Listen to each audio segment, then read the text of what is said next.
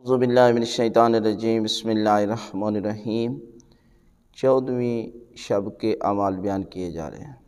ماہ رمضان مبارک کے مکمل اعمال ہر روز کی مناسبت سے بیان کیے جا رہے ہیں۔ 14ویں شب میں 6 رکعت نماز ہے جو آپ نے دو کر کے پڑھنی ہے۔ 2 رکعت نماز پڑھتا ہوں قربتاً اللہ۔ پہلی رکعت میں سورہ الحمد کے بعد 30 مرتبہ سورہ زلزال کی تلاوت کرنی ہے، اور دوسری رکعت میں بھی اسی طرح سورہ الحمد کے بعد 30 مرتبہ، اور دعائے قنوت مانگیں اور رکوع اور سجود مکمل نماز کریں۔